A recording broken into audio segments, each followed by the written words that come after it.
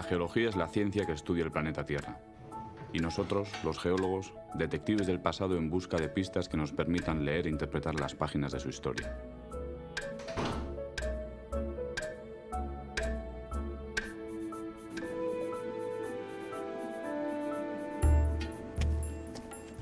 La Tierra cumple unos 4.600 millones de años, y son muchas las páginas escritas hasta el día de hoy. En todo este tiempo, el planeta ha asistido a numerosos capítulos extraordinarios.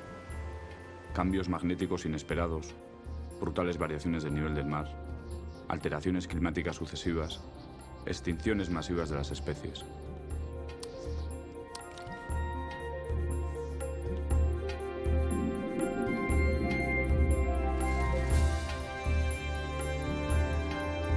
Siguiendo la pista de una sola especie, podemos entender sucesos que han afectado a todo el planeta. En la mayoría de los casos, es la vida y el rastro que estaba dejando la letra escogida para escribir nuestro pasado. Zumaya representa uno de los tomos de esta gran enciclopedia que es la historia de la Tierra. Un libro que abarca 60 millones de años y contiene algunos de los capítulos más importantes en la vida del planeta.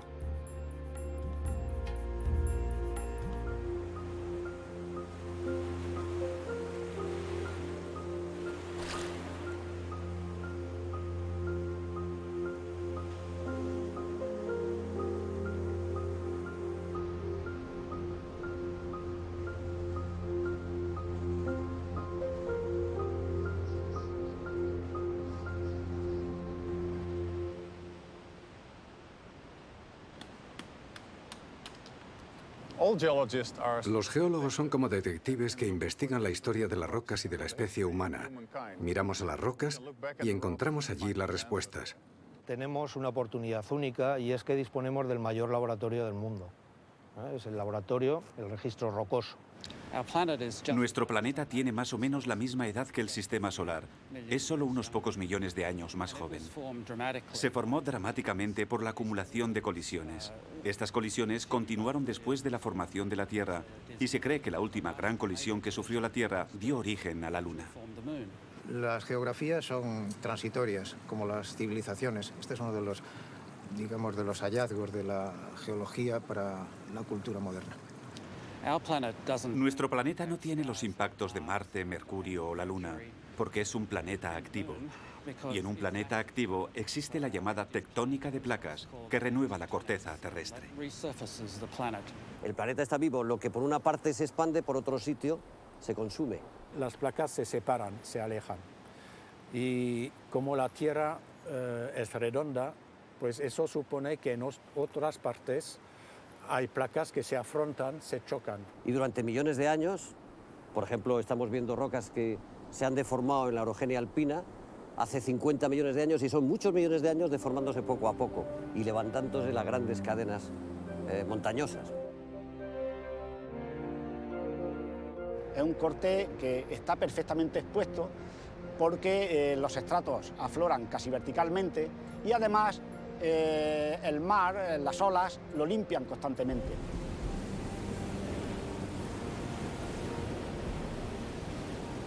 El afloramiento de Zumaya es uno de los mejores del mundo.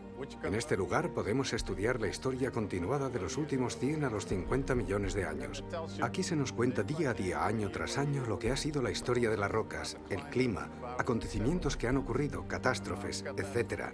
Todo está escrito en estas rocas y las rocas se pueden leer de forma muy precisa. El registro o la formación de estas rocas en el fondo oceánico cabe entenderla como una deposición muy lenta de todo el material, es decir, de organismos que están en el agua marina que al morir sedimentan en el fondo oceánico. Los fósiles normalmente lo entendemos como esqueletos, como caparazones, como conchas, es decir, como restos de los propios organismos en sí, restos mineralizados y que en consecuencia perduran en los sedimentos. Es realmente impresionante porque aquí hay un registro continuado de sedimentos depositados en el fondo del mar durante 50 millones de años de manera ininterrumpida. Eso nos da una imagen muy precisa, una imagen muy detallada de la historia de la Tierra. Es un registro formidable, realmente impresionante.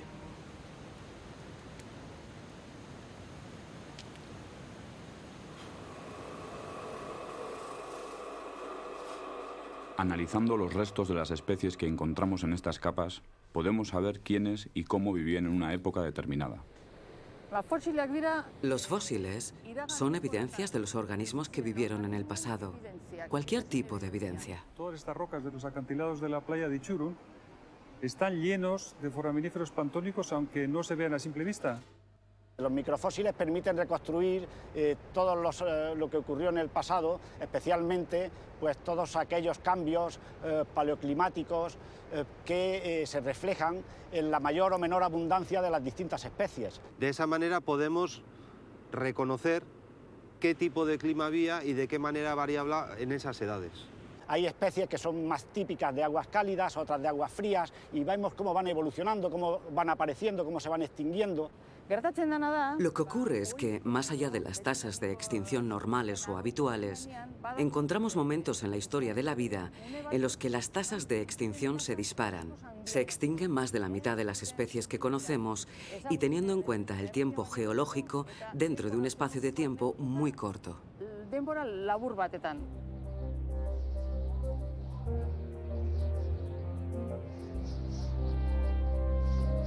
Estas rocas se acumularon en el fondo del mar capa a capa como si fuera lodo. Y el hecho de que las rocas estén dispuestas en capas nos muestra el registro del tiempo. Caminando bajo estos acantilados se pueden analizar los cambios ocurridos en la Tierra durante 50 millones de años. A cada paso que se dé, se avanzan 10.000 años en el tiempo. Sí, la Tierra tiene estos 4.000 y pico millones de años de antigüedad. Y, lógicamente, para entendernos en esa especie de selva del tiempo profundo necesitamos unos hitos, igual que marcamos kilómetros en las carreteras. En el siglo XIX, cuando se definió la escala de tiempo geológico, se concretaron los límites que separan los diferentes periodos, donde se constatan cambios dramáticos en la evolución de la vida. Es algo lógico. Tenemos que decidir qué acontecimiento del registro rocoso servirá para marcar el límite de cada periodo geológico. En eso consiste nuestra labor, en formalizar las unidades de nuestra escala de tiempo geológico, en fijar los límites. Lo ideal es que cada uno de estos límites coincida con un evento que sea fácilmente correlacionable a nivel mundial, que podamos reconocerlo en muchas partes del mundo.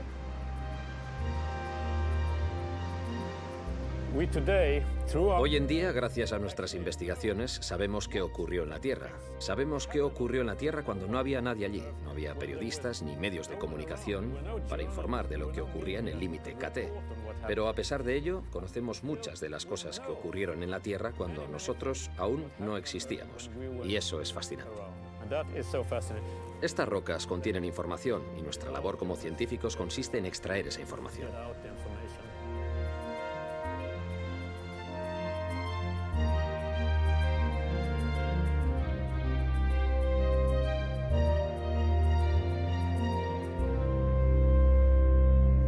Esta serie es excelente. Se pueden leer día a día 4 catástrofes. Hace 57 millones de años, un cambio magnético invirtió la polaridad de la Tierra.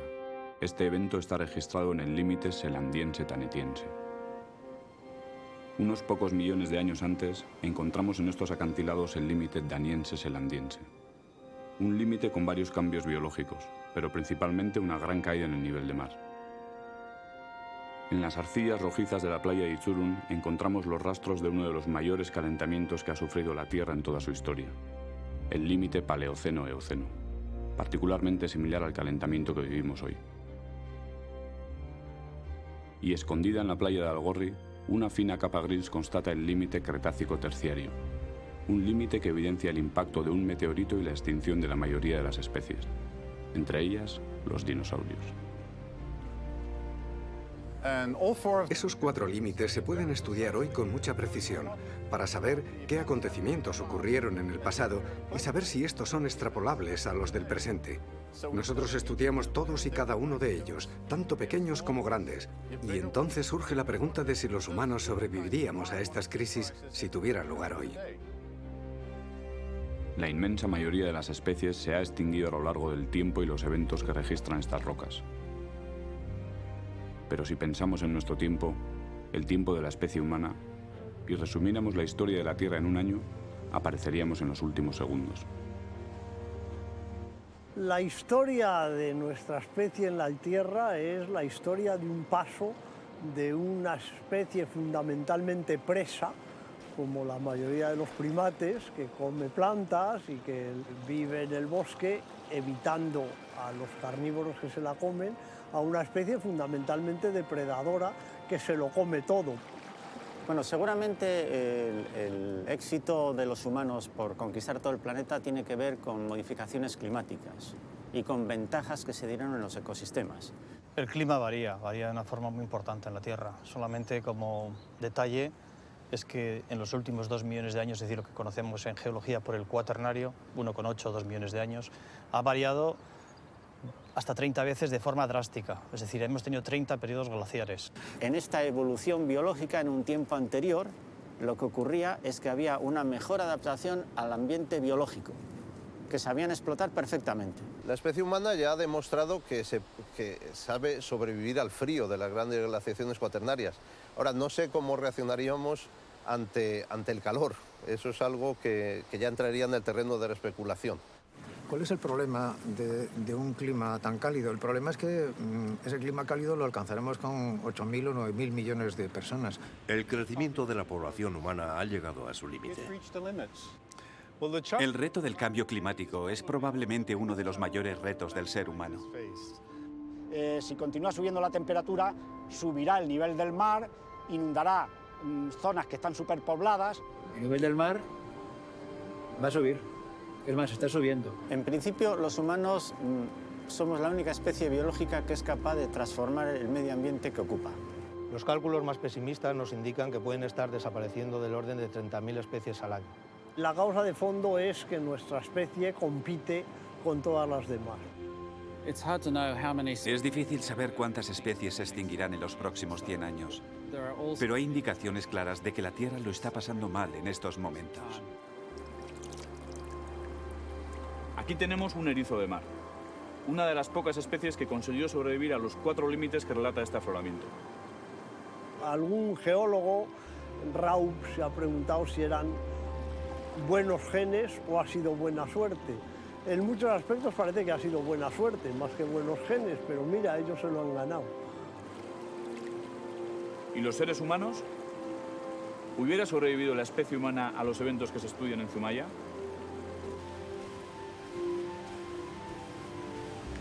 Es difícil predecir lo que nos depara el futuro, y encontramos teorías para todos los gustos. Sin embargo, la historia de la Tierra está escrita con sucesos que podrían repetirse. Sucesos que ya han ocurrido alguna vez. Uno de ellos está registrado en Zumaya por un cambio en la polaridad magnética de la Tierra.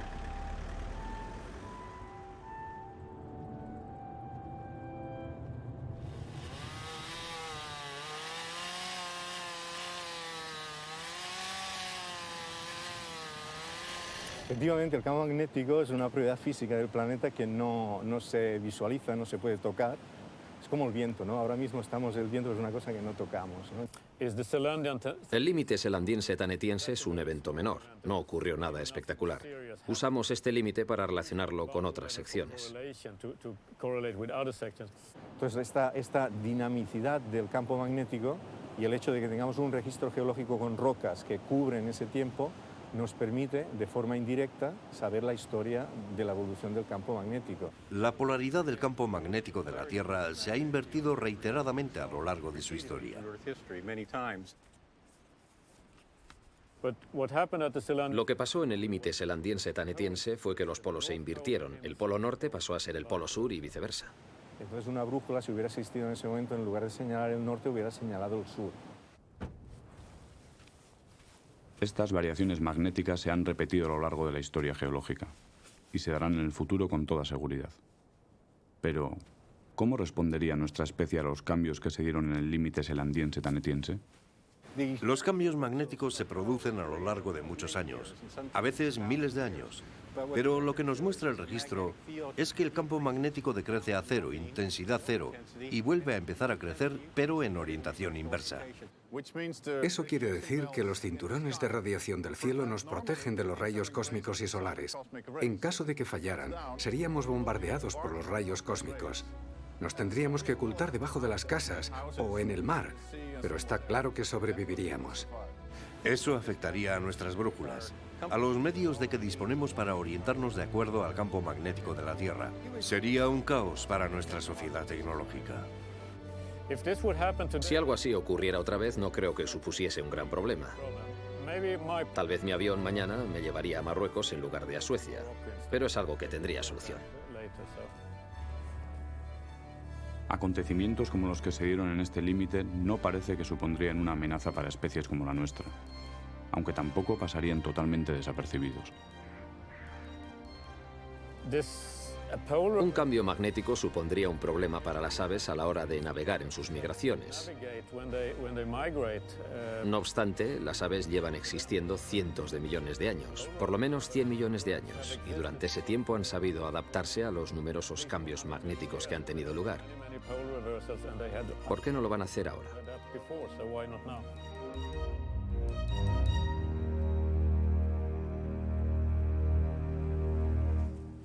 Las pistas que siguen los geólogos se basan en pequeños indicios que llevan a grandes evidencias. El estudio de estas rocas de origen coralino pone de manifiesto la gran caída en el nivel de mar que observamos en el siguiente límite que se estudia en Zumaya, el límite daniense-selandiense. Así es que aquí estaríamos debajo del mismo mar que estábamos en Zumaya. Estamos en el mismo golfo marino, concretamente en lo que sería el límite entre una zona marina poco profunda, o somera, y una zona más profunda. Dentro de la misma cuenca, pero en zonas donde cubre mucho menos.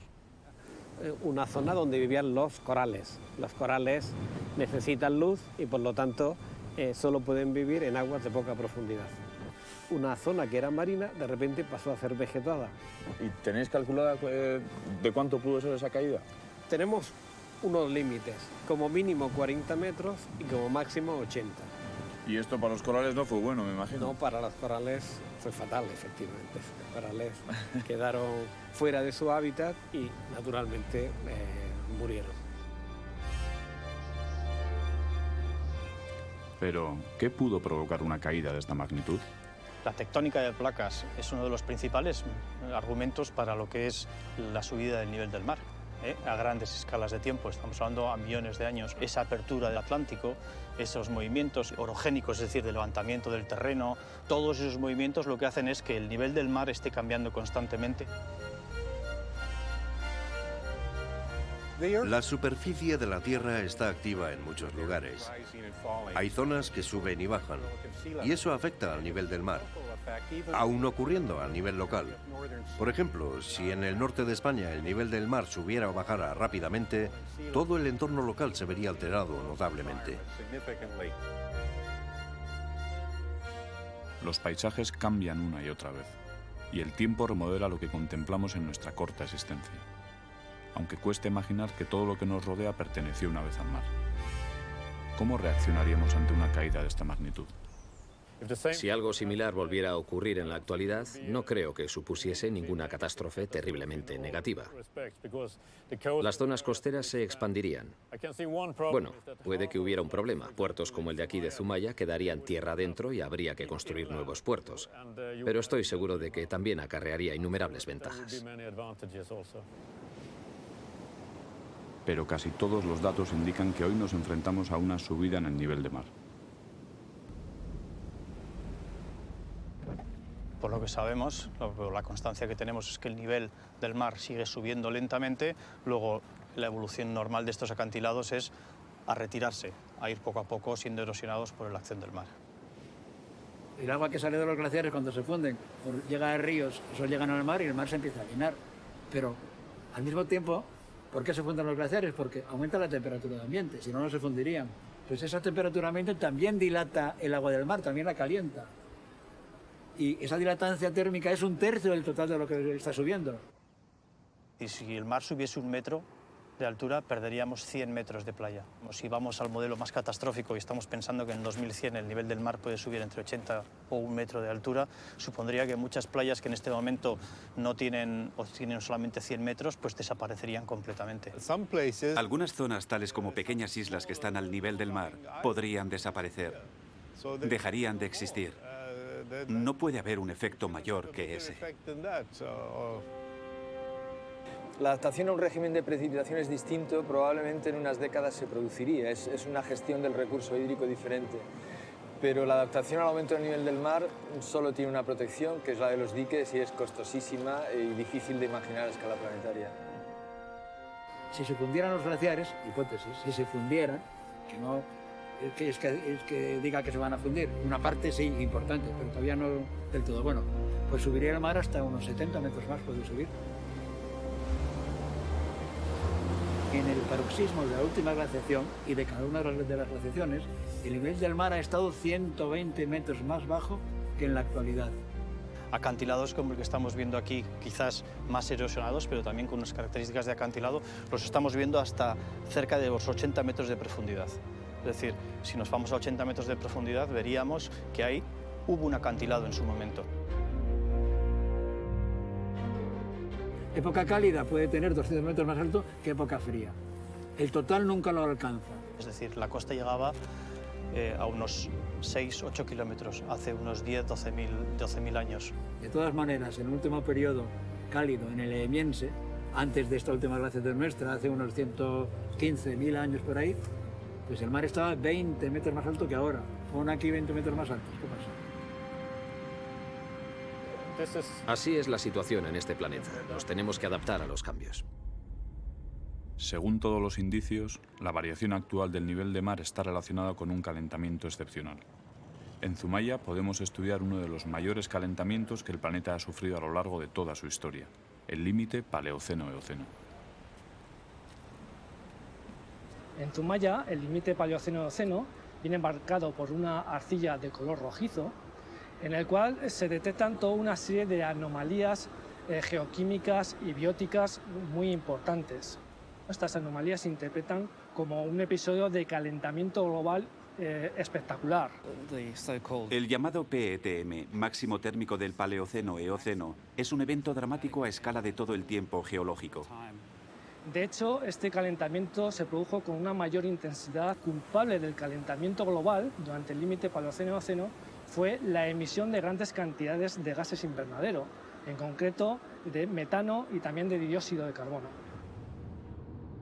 Islandia, formada íntegramente por la actividad volcánica generada por la apertura de la dorsal atlántica, guarda en sus coladas información sobre las emisiones que se producen en estos casos y cómo afectan al clima de la Tierra en toda su globalidad.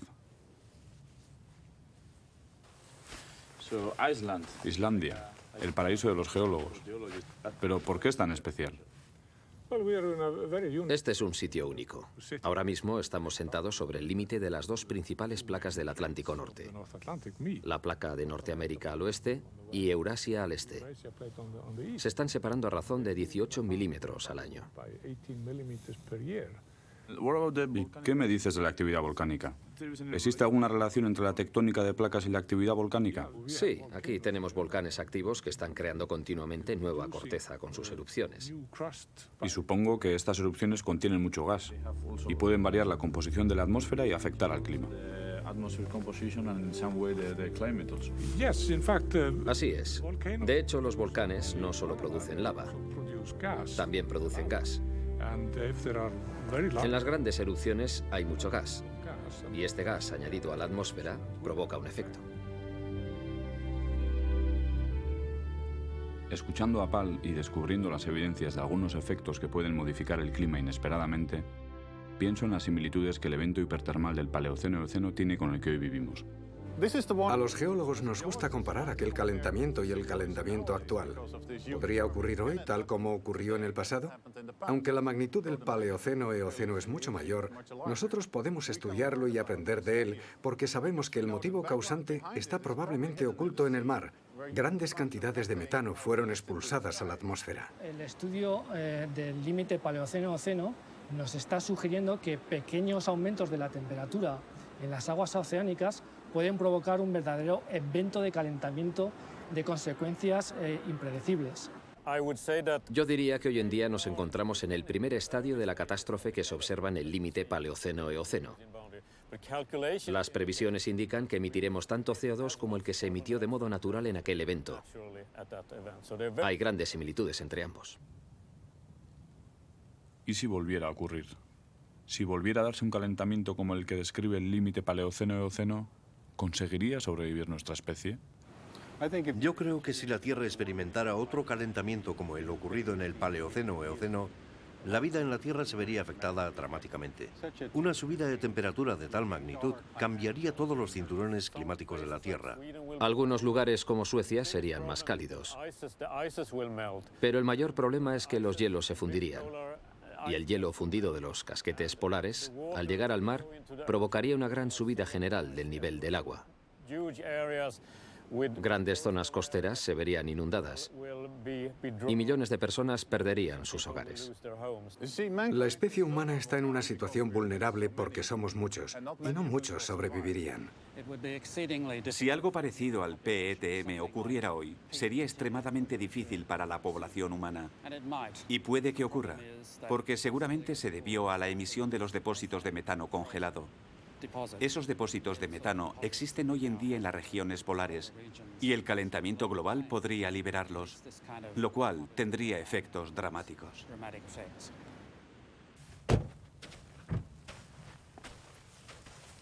No parece tan peligroso, ¿verdad? No, no lo parece. Esta es una buena evidencia de que aquí todo está caliente. Sí, estamos sentados sobre una corteza muy reciente. Tendrá unos 1000 años o poco más. Esta corteza se está generando por el vulcanismo interno de la Tierra. Está muy caliente y se enfría por el agua de la corteza.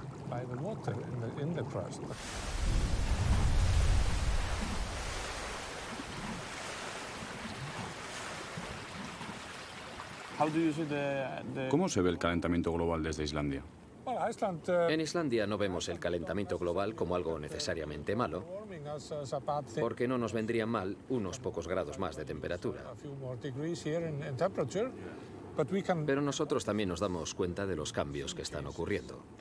Los glaciares están disminuyendo. En 1900 llegaron a su máximo y están retrocediendo año tras año. Para algunos eso está muy bien.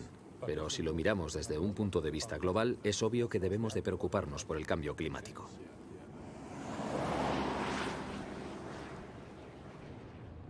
Pasado y presente conviven en los glaciares del planeta. Los datos que manejan los científicos señalan que el clima está cambiando. Y algunas evidencias que se dieron en el límite Paleoceno-Eoceno se repiten en la actualidad. Los periodos fríos, o sea, las glaciaciones, había un mínimo de CO2 en la atmósfera como gas referente del efecto invernadero, y la cifra era de 180 partes por millón. En periodos cálidos, 290 partes por millón. Y ahí se ha movido en cada glaciación. Ahora estamos en 387 este año. ¿Qué ha pasado? El calentamiento se viene observando desde mediados del siglo XIX y una gran parte de ese calentamiento, más de medio grado, se produjo entre 1850 y 1970, más o menos. El otro medio grado se ha producido, sin embargo, en los últimos 40, 50 años. El hombre, durante su actividad industrial, ha tomado ese carbono que estaba sepultado en la Tierra y lo ha vuelto a liberar a la atmósfera a través de la combustión de esos recursos energéticos. Entonces el problema es que hemos puesto en circulación cosas que antes estaban perfectamente enterradas y ahora tenemos que buscar nuevos sumideros de carbono para que eso no nos incida en el futuro de nuestra especie. Lo que es excepcional no es el calentamiento observado en estos 150 años, sino el aumento de gases de efecto invernadero concentrados en la atmósfera en estos 150 años. Pero no ha subido la temperatura todavía lo que debiera haber subido, lo que suponemos que debiera haber subido, y eso se discute de si estamos en época de calentamiento o no, por esto que te estoy razonando, pero resulta que ese argumento es incompleto porque se supone una escala humana de tiempos. Lo que es esencial y complicado de comprender es que las escalas de tiempo son diferentes. La escala de tiempo que lleva a que al aumentar la temperatura suba el CO2 es una escala de tiempo de cientos de años, mientras que el fenómeno que lleva a que al aumentar el CO2 aumente la temperatura es prácticamente inmediato. O sea, si el CO2 aumenta este año, el año que viene aumenta la temperatura como respuesta.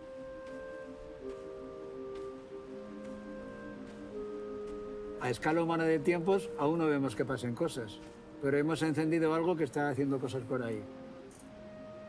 Con respecto a las glaciaciones naturales ya lo hemos sobrepasado. En mi opinión, está oficialmente aceptado que el cambio climático es un fenómeno antropogénico. Los seres humanos somos unos tipos raros, que nos cuesta entender lo que está ocurriendo a nuestro alrededor siempre que sea a una escala diferente, a una escala temporal diferente de la de nuestras vidas, y nuestras vidas son muy cortas. Podemos demostrar que prevenir el cambio climático es menos costoso que permitir que éste suceda. No solo eso. Nuestra atmósfera, ese envoltorio que cubre nuestro planeta, es muy fino y delicado. Y todas las sustancias químicas que hemos emitido durante 200 años tendrán un efecto dramático.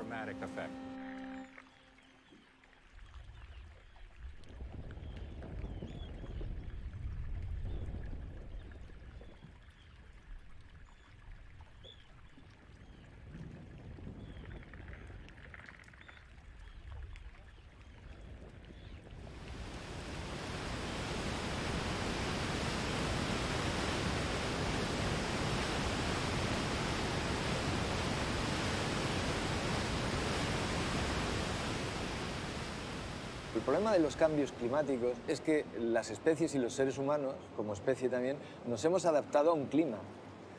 Y nuestra capacidad de adaptación a otro clima, esa es la que pone un límite. Los seres humanos podemos vivir en un planeta con 5 grados más y con 5 grados menos.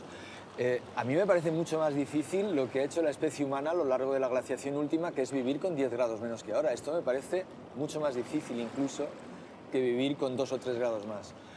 Pero lo que no somos capaces es de adaptarnos a un cambio de clima en un periodo tan pequeño como el que se produciría ahora. Pero el límite paleoceno-eoceno, en zonas continentales, no está determinado tanto por grandes extinciones, sino por la migración y la adaptación de las especies. El límite paleoceno-eoceno fue otro tipo de evento, no fue un gran evento de extinción. Fue más bien la llegada de nuevas especies a la Tierra. Una de ellas fue la de los primates, nuestros antecesores, los antecesores de los monos y de los humanos. Parece ser que el aumento de las temperaturas favoreció el desarrollo de la fauna en medios continentales, también en plataforma e incluso también en medios pelágicos. Aquí tenemos el límite paleoceno-eoceno en ambiente marino. Si vamos a la formación de Polecat Bench, Wyoming, encontraremos maravillosos afloramientos del mismo evento en depósitos fluviales y aluviales.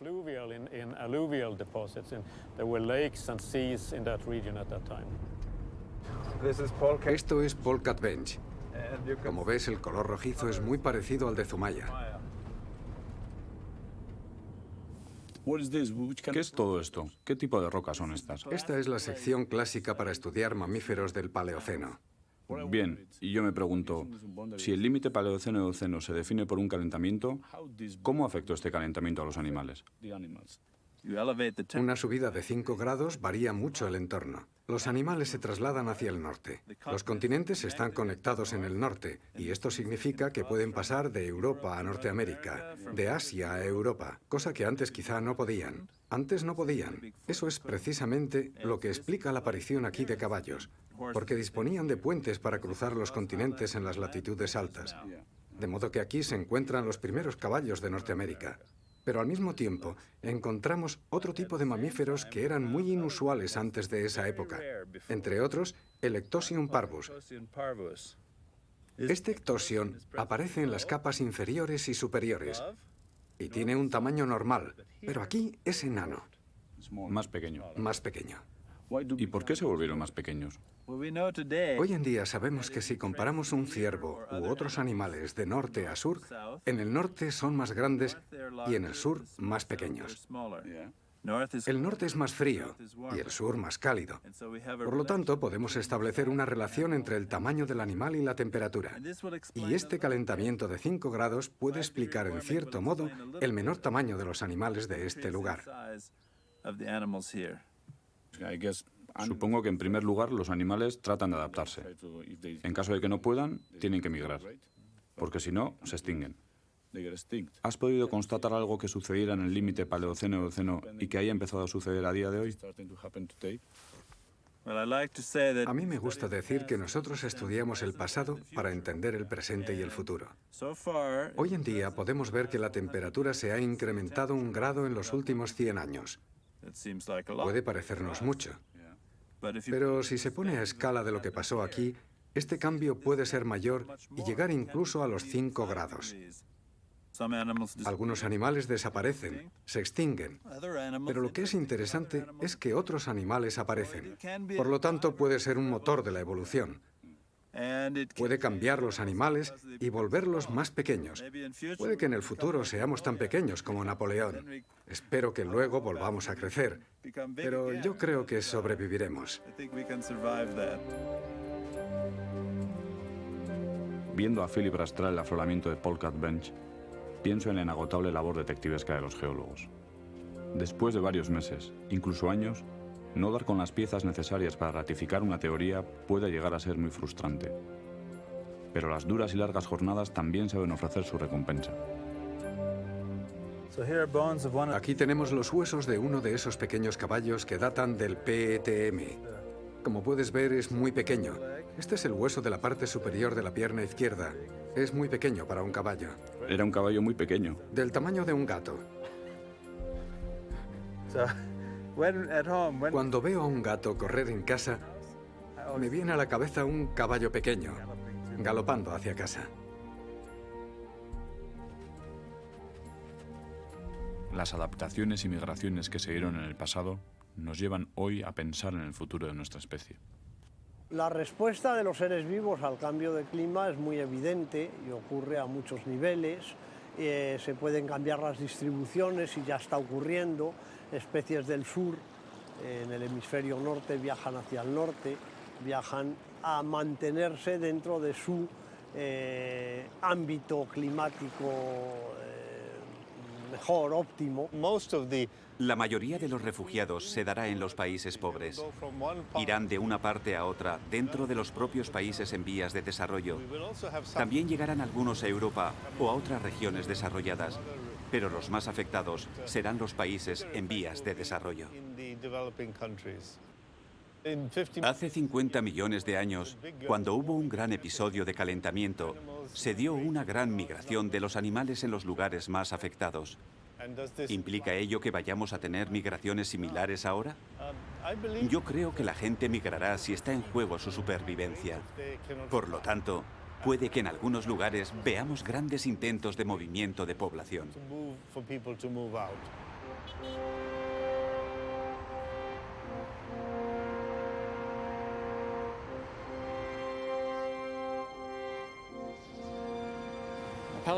Un paleobiólogo llamado Jack Sekowsky empezó a contar el número de especies que teníamos a lo largo del tiempo geológico y encontró que había grandes caídas en la curva de la vida, en la curva de la biodiversidad.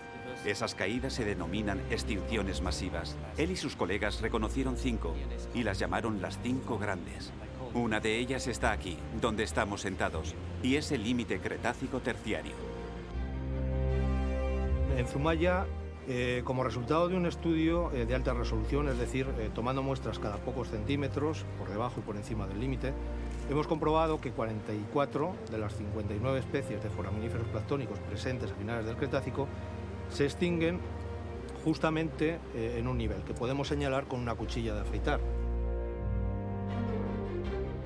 Señalar nombres propios de la extinción del límite Cretácico-Terciario es en cierta manera un compromiso. Son muchos los autores que han trabajado. Quizás en los últimos 25 años yo destacaría al equipo de Walter Álvarez y también a Jan Smith como los autores originales de la idea del impacto de finales del Cretácico.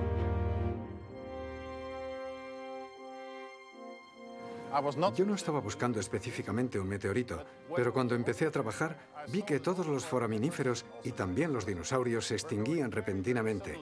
En la Tierra no estaba pasando nada antes del límite Cretácico-Terciario y de repente, ¡bam!, desaparecen. Y mirando a las posibles opciones me dije, no hay evidencias anteriores, así que en la Tierra no pasaba nada. Todo estaba estable, el mar, el nivel del mar, las temperaturas. Así que debía ocurrir algo inesperado, y solo había 2 opciones, o una supernova o el impacto de un meteorito. Empecé a analizar diferentes causas, y no solo el impacto. Pero observando todas las evidencias que fuimos descubriendo una a una en la capa del impacto, primero encontramos iridio. Luego lo encontramos en todo el mundo. En segundo lugar, encontré pequeñas esférulas, probablemente producidas por el impacto. En tercer lugar, aparecieron los cuarzos de choque. Luego el hollín, los nanodiamantes. Todos se hicieron realidad, uno tras otro tras otro. Y cada uno de ellos reforzaba la hipótesis del impacto de un meteorito. El iridio es un elemento muy poco abundante en la corteza terrestre y sí lo es en determinados tipos de meteorito. Analizar la cantidad de iridio no ayuda, porque es la misma en todo el mundo. Las esférulas tampoco, porque son del mismo tamaño en todo el globo. Y ello es porque viajaron varias veces alrededor del mundo y se depositaron en cualquier lugar. Pero los cuarzos de choque son diferentes. Son cada vez más grandes cuanto más cerca de Norteamérica. Una evidencia nos lleva a pensar en una causa. Pero esta causa puede tener diferentes efectos. Hay que seguir las pistas, sin descanso. Y en ocasiones todas las pruebas pueden no ser suficientes. Por fin, en la década de los 90, los geofísicos se unieron a nosotros, a la comunidad científica, y decidimos, Walter Álvarez, Alessandro Montanari y yo mismo, viajar al sur de México. En toda la zona del Golfo de México encontramos afloramientos como este del límite KT.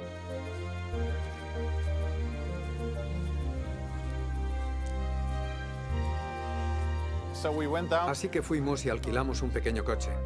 Durante una semana estuvimos analizando diferentes lugares sin encontrar nada. Buscábamos en lugares equivocados.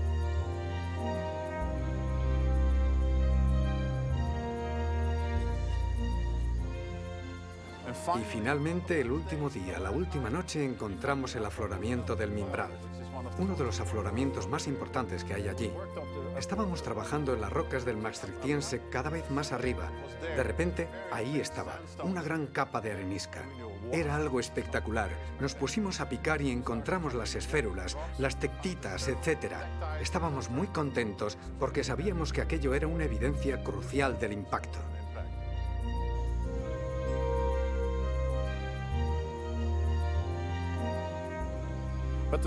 Pero la capa de arenisca resultó ser muy compleja. En la base contenía tectitas expulsadas del cráter y en la parte superior iridio. La capa estaba entre dos evidencias del mismo impacto, pero sabíamos que debía estar relacionado con grandes tsunamis venidos del Golfo de México.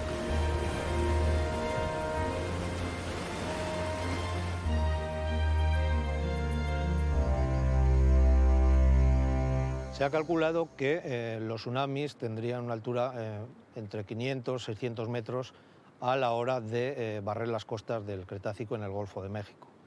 Manuel, el Mimbral, esto es un gran santuario del límite KT. ¿Por qué es tan importante? ¿Qué importancia tiene? Bueno, esto es a consecuencias precisamente del impacto, y lo que podemos ver aquí en la parte inferior es una de las evidencias más concluyentes del impacto, que es el material que tiene tectitas y también tiene minerales de choque. A mí lo que más me ha llamado la atención cuando lo hemos visto, viniendo de Zumaya, que es una capita de color negro, muy finita, de unos pocos milímetros, uno llega aquí y se encuentra con un límite de 2 metros y pico. ¿Qué es este capón de arena que parece como una turbidita, pero esconde algo más?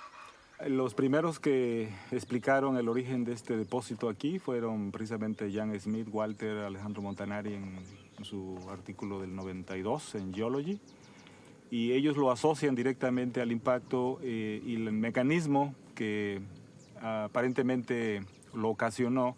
Por un lado es la energía liberada de la zona de impacto, pero también tsunamis, es decir, estas olas gigantescas que se formaron a consecuencia del impacto y que provocaron que mucha del agua entrara al continente, hacia lo que era la parte continental de México en aquel entonces, y nos acarreara estos sedimentos junto con otros materiales hacia las zonas más profundas del mar. ¿Cómo nos podríamos imaginar este momento? Si pudiéramos estar allí, ¿cómo nos podríamos imaginar este episodio catastrófico? Imaginarnos que el impacto produjo la formación de una gran cantidad de materiales que en un momento dado oscurecieron la luz del sol. Debió haber permanecido la Tierra oscura por mucho tiempo, semanas, meses, no sabemos exactamente, y debe haber sido muy terrorífico, ¿no?, por los seres vivos de aquel entonces.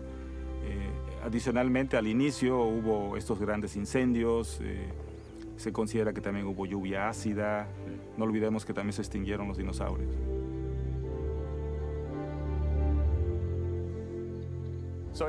Imaginémonos la secuencia de acontecimientos. Primero cae el meteorito emanando gran cantidad de polvo que permanece durante un par de meses. La luz del sol desaparece, todo se oscurece y la fotosíntesis se corta inmediatamente. La luz vuelve, pero entonces se produce un gran enfriamiento e incluso los dinosaurios que pudieron sobrevivir algunos meses de oscuridad y que no serían muchos, también sucumben. A continuación ocurrió un gran calentamiento, de modo que no hubo uno, sino 2, 3 efectos que se acumularon sucesivamente.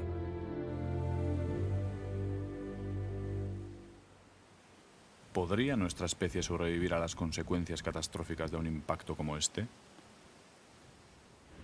Si en aquel tiempo hubieran existido los humanos, no habrían sobrevivido. Sería diferente si lo supiéramos con antelación. Podríamos hacer algo al respecto. Pero si algo así cayera sin aviso, creo que la humanidad sería destruida. La NASA ya ha instalado telescopios para controlar los asteroides del cielo.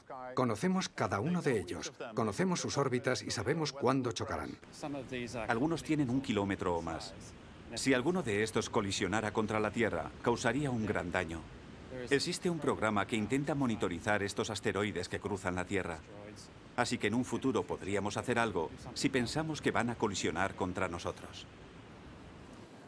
Conocemos a los grandes asteroides y no pueden colisionar en cualquier momento. Pero los más pequeños, de unos 500 metros, pueden caer en cualquier momento porque no los conocemos. La segunda posibilidad son los cometas. Están fuera del sistema solar, más allá de Plutón, y no sabemos nada de ellos. Pueden entrar de forma inesperada y en 10 años estrellarse contra la Tierra. Hay cometas de hasta 40 kilómetros de diámetro que pasan cerca de nosotros. Podemos verlos desde aquí. Si uno de ellos se hubiera estrellado contra la Tierra, no hubiera sido agradable estar aquí. Uno no puede imaginarse otros modos de vida, otras formas de biodiversidad que las que conocemos de cerca. Pero tampoco somos conscientes de que somos una más entre las 30 millones de especies conocidas en la Tierra. Algunos denominan a lo que está sucediendo actualmente la sexta gran extinción, comparándola con las otras 5 que ya se han dado. Los eventos de extinción normalmente están desencadenados por 3 tipos de causas. Las causas de tipo extraterrestre, como ocurrió en el límite Cretácico-Terciario, las causas geológicas, como ocurrió en el límite Paleoceno-Eoceno, o bien una causa biológica, como es el caso actual de la sexta extinción en masa en la que estamos, que es desencadenada por la enorme proliferación de la especie humana. Probablemente existan en el mundo hoy alrededor de 6.600 millones de personas, y lo cual es una biomasa que seguramente a nivel específico no ha alcanzado ninguna otra especie nunca antes, ¿no? Necesitamos muchos recursos porque somos muchos kilos de ser humano, pero además somos una especie original en el sentido de que cada vez necesitamos más, no nos conformamos con lo que tenemos. Eso no pasa con ninguna otra especie. Los erizos de mar de hoy necesitan los mismos recursos que los erizos de mar de hace 70 millones de años que aparecen fósiles en estas rocas, ¿no? Nosotros, en cambio, cada año necesitamos más que el año anterior. Nuestro nivel de consumo para la misma población aumenta. Con anterioridad, si la Tierra se enfriaba o calentaba, los animales y las plantas se podían mover al norte o al sur. Esa era su manera de protegerse y adaptarse mejor. Pero eso podría no ser posible ahora, si restringimos sus movimientos en el futuro. Los seres humanos necesitamos a la biodiversidad. Ella no nos necesita a nosotros. Como contáis muy bien aquí, nos contemplan muchos millones de años, y en esos millones de años había mucha biodiversidad y no había seres humanos. Somos unos recién llegados. Solo hemos podido llegar cuando la biodiversidad ha construido unas condiciones de vida favorables para nosotros. A través de la educación tenemos que convencer a los ciudadanos de que necesitamos esa biodiversidad. Es cierto que no sabemos hasta qué punto, alguna vez se ha dicho, no sabemos hasta qué punto son necesarios todos los tornillos y todas las tuercas de un avión para que vuele, pero mejor no perder muchas, porque no sabemos cuándo se puede estrellar. Yo creo que ciertamente el ser humano, está cambiando dramáticamente la habitabilidad del planeta hoy.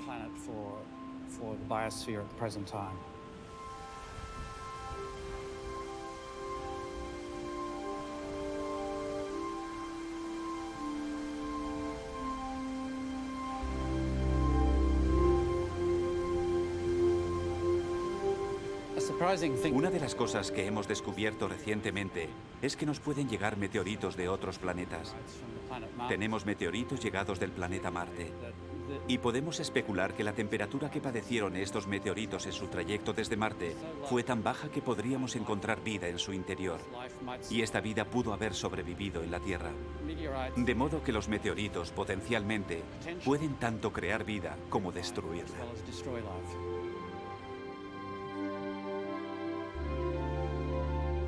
Teniendo en cuenta la magnitud del tiempo geológico, las especies llegan y se van. Se adaptan o se mueren. Y en ocasiones se extinguen por incidentes catastróficos.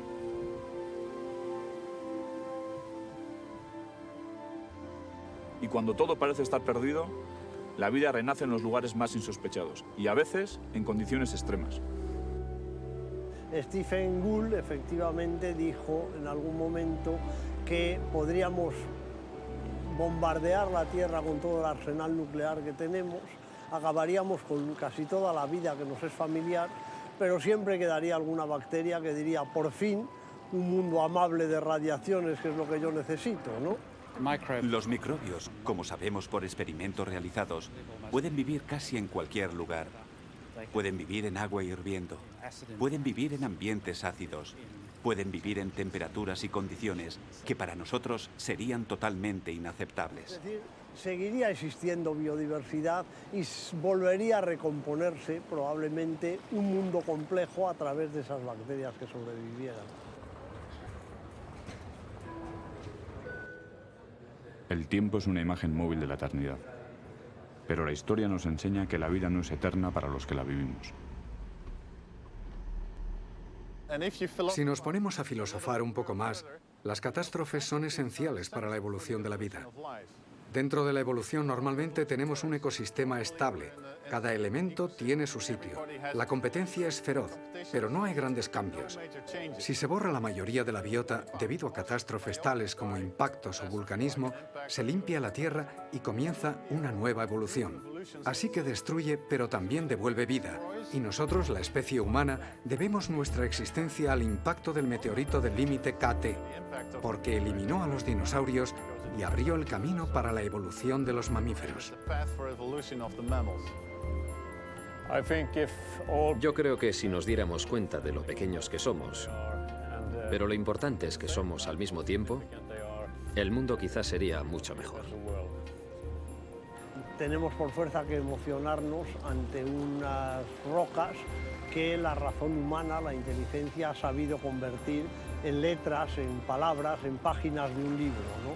Todo lo que hemos aprendido en estos sedimentos pues es un monumento realmente a la capacidad humana de pensar, y esto es también emocionante. Si el libro de la historia de la Tierra está terminado o estamos escribiendo la última página, ¿quién sabe?